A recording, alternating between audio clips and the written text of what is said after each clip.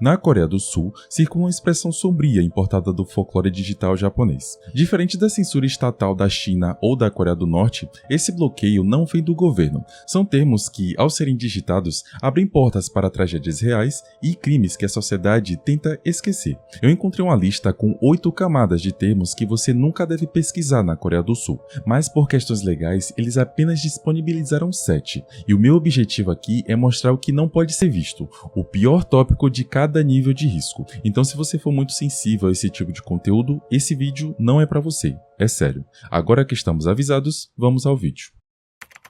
Nível 1. A lenda do ventilador.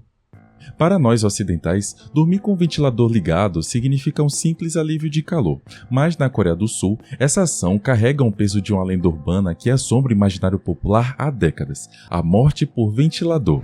Alguns coreanos acreditam que deixar o aparelho ligado em um quarto fechado durante a noite sugaria todo o seu oxigênio, causaria hipotermia ou envenenamento por dióxido de carbono. Essa ideia ganhou força real nos anos 70. Muitos jornais e a própria Agência de Proteção ao Consumidor começaram a publicar alertas ligando mortes inexplicáveis de verão diretamente a ventiladores ligados. O pânico cresceu num nível tão alto que virou até política pública. Percebendo o medo generalizado, os fabricantes começaram a adicionar timers de desligamento automático em praticamente todos os modelos, validando a fobia com um recurso de segurança. Só que na prática, toda essa precaução ignora o funcionamento básico do objeto. Ventiladores não baixam a temperatura do ambiente, eles apenas movem o ar, acelerando a evaporação do suor na pele. Para morrer de asfixia em um quarto, o local precisaria ser hermeticamente selado, uma condição impossível em residências comuns com frestas de portas e janelas. Essa superstição, contudo, permanece viva. Até hoje, muitos coreanos mais velhos acordam no meio da noite especificamente para desligar o aparelho,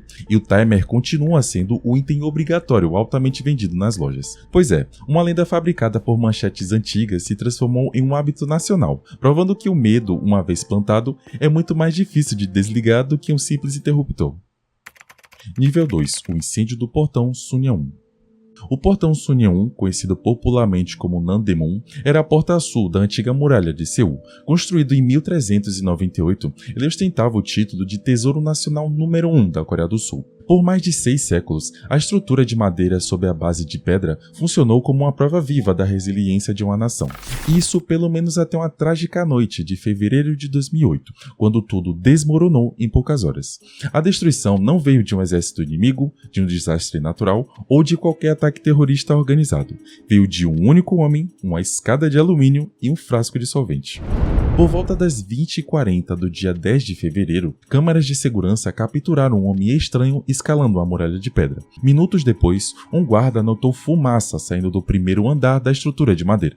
O fogo começou. Embora os bombeiros tenham chegado rapidamente, eles subestimaram o inimigo. Temendo destruir a relíquia com machados, a equipe adotou uma abordagem cautelosa enquanto as chamas corriam por dentro do telhado. A agonia durou mais de 5 horas sob os olhos horrorizados do público, até que o icônico teto de 2 águas finalmente desabou na madrugada, transformando 600 anos de história em cinzas. A investigação policial levou a uma revelação que chocou o público muito mais do que a possibilidade de uma conspiração estrangeira. O autor do incêndio não era um espião ou um extremista, era Choi Jong-ji, um homem de 69 anos, e o motivo por trás disso é inacreditável. Acontece que Choi Jong-ji estava envolvido em uma disputa de terras e compensação financeira. Sentindo-se ignorado pelo sistema judiciário e consumido por um profundo ressentimento contra a sociedade, ele decidiu que a única forma de ser ouvido era atacar o maior símbolo da nação. A prisão de Choi Jong-ji ocorreu poucos dias depois, quando ele se entregou à polícia, mas isso não trouxe alívio à população. Pelo contrário, o país foi forçado a encarar uma triste realidade. A hipermodernidade da Coreia do Sul, com seus arranha-céus de vidro e tecnologia de ponta, havia falhado em proteger sua relíquia mais antiga. Embora o governo tenha mantido oficialmente o título de Tesouro Nacional do Portão sob forte debate, o evento abriu uma ferida nacional profunda. O portão foi reconstruído anos depois, em um projeto massivo que utilizou técnicas tradicionais de mercearia e madeira nova. Nível 3. Daegu Frog Boys. Em uma manhã de terça-feira, no dia 26 de março de 1991, as escolas de Daegu estavam fechadas devido a um feriado eleitoral histórico no país. Aproveitando o dia livre, 5 meninos com idades entre 9 e 13 anos saíram de casa com uma missão simples e inocente: encontrar ovos de salamandra no Monte Harion para um projeto de ciências. Eles nunca voltaram. O desaparecimento desencadeou o que se tornaria uma das maiores operações de busca da história da Coreia do Sul. Nos meses seguintes, mais de 300 mil policiais e militares foram mobilizados. Helicópteros varreram as encostas do monte. Cães farejadores rastrearam cada trilha e cartazes com os rostos sorridentes das crianças cobriram cada poste, parede e jornal do país. A mídia da época, tentando suavizar a ausência deles, apelidou o grupo de Frog Boys, ou Meninos Sapo. A mídia confundiu os anfíbios na cobertura inicial, mas o nome acabou pegando globalmente. 11 anos se passaram. A busca massiva deu lugar ao silêncio, e a polícia já tinha quase certeza de que as crianças tinham se perdido e depois morrido de fome e frio. Até que, em setembro de 2002, 2 homens locais que estavam procurando nozes no Monte Harion para colher, acabaram encontrando outra coisa: uma pilha de ossos humanos. Os esqueletos não estavam espalhados, eles foram encontrados empilhados deliberadamente, cobertos por terra e folhas. Pior ainda, os exames nos crânios revelaram fraturas graves causadas por diferentes ferramentas, indicando que essas crianças foram caçadas, assassinadas no mesmo dia do desaparecimento e enterradas como segredo. A revelação transformou a tragédia em um pesadelo nacional. As investigações foram reabertas com urgência, testemunhas foram reinterrogadas, teorias surgiram envolvendo residentes locais com histórico de violência e até especulações sobre instalações militares próximas à área. A justiça, porém, tem um relógio impiedoso. Apesar da pressão pública e das novas evidências, as provas físicas eram insuficientes para apontar um culpado. Em 2006, o prazo legal para processar os responsáveis expirou. O caso dos meninos Sapo foi oficialmente arquivado, deixando 5 famílias destruídas e sem nenhuma resposta. Nível 4. O desastre da balsa Sewol. Em 2014, a balsa Sewol zarpou de Incheon com destino à ilha de Jeju. A grande maioria das pessoas a bordo eram estudantes do ensino médio da escola Dawon, animados com uma viagem de formatura. O clima era de festa e expectativa. Ninguém a bordo sabia que o navio, operado pela Chongjin Marine, era uma armadilha flutuante. Alguns meses antes, a empresa havia realizado modificações ilegais na estrutura para aumentar a capacidade da carga, comprometendo fatalmente o centro de gravidade da embarcação. No dia 16 de abril daquele ano, o navio partiu com mais do que o dobro do limite permitido, com a conivência silenciosa de inspetores portuários que fecharam os olhos mediante subornos. Por volta das 8h50 da manhã, ao se aproximar da ilha de Jindo, o navio fez uma curva brusca devido a um erro cometido por um oficial inexperiente. Esse movimento deslocou a carga pesada e mal amarrada no porão inferior. Em segundos, a balsa começou a adernar violentamente, e foi nesse momento de caos que veio a ordem que selaria o destino de centenas de jovens. Fiquem onde estão. Não se movam. Aqueles estudantes condicionados desde a infância a obedecer cegamente à autoridade dos adultos e da escola seguiram a instrução. Eles permaneceram em suas cabines enquanto a água gelada do mar invadia os corredores. Enquanto os alunos aguardavam a instrução de salvamento, o capitão Lee Ju-suk e os principais membros da tripulação foram os primeiros a abandonar o navio, um ato de traição. O socorro oficial foi igualmente desastroso. As imagens transmitidas ao vivo para o país mostravam os barcos da guarda costeira circulando a embarcação à deriva, resgatando a própria tripulação que fugia, mas hesitando em entrar na água gelada para buscar os estudantes que ainda gritavam por ajuda. O resultado foi a maior tragédia marítima da Coreia do Sul em décadas. Das 476 pessoas a bordo, 304 perderam a vida. A investigação posterior desenterrou todo o esquema podre. A desregulamentação agressiva, a cultura de suborno e a priorização do lucro sobre a segurança criaram um cenário perfeito para o desastre. O luto nacional que se seguiu transformou a paisagem política e social do país. As fitas amarelas dizendo "lembraremos de você" tornaram-se um símbolo de uma geração que exigia responsabilidade e verdade. A falha catastrófica do governo em gerenciar a crise, somada às tentativas subsequentes de acobertamento e difamação das famílias das vítimas, gerou uma onda de indignação civil. Essa revolta acumulada culminaria anos depois no movimento que levou ao impeachment da então presidente Park Geun-hye. Esse desastre se tornou um lembrete eterno de que a obediência cega pode ser fatal e que o preço da corrupção é sempre pago pelos mais inocentes. Nível 5. Yeonju.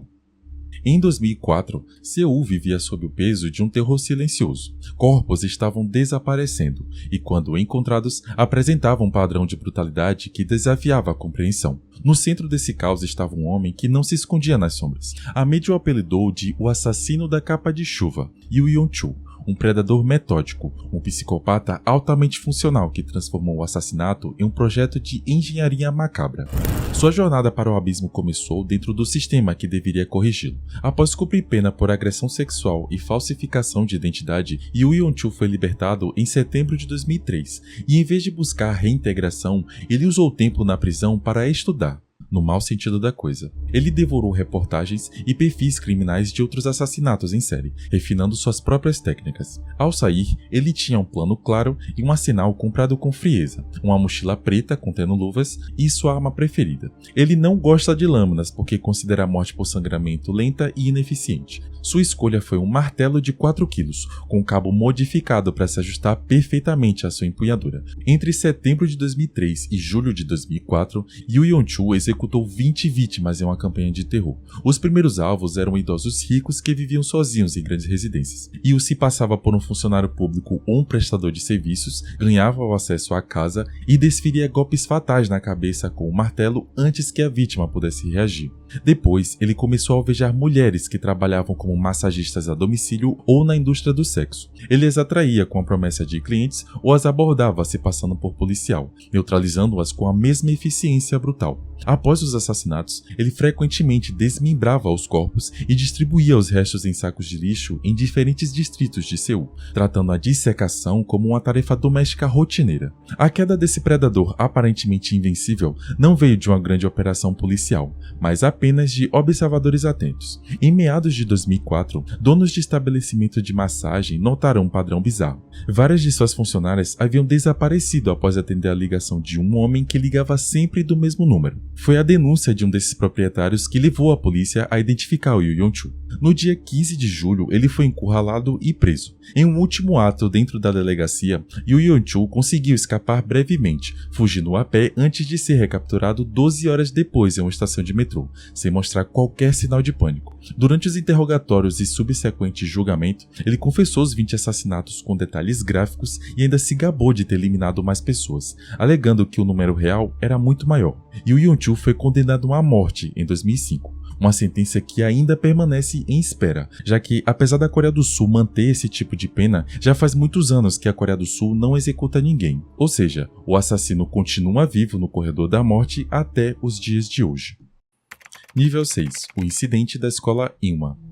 Em uma instituição projetada para ser um refúgio, o perigo vinha de quem deveria proteger. Entre 2000 e 2005, a escola Inma, uma escola para estudantes surdos e com deficiência auditiva na cidade de Gwangju, tornou-se o palco de um dos capítulos mais sombrios da história moderna da Coreia do Sul.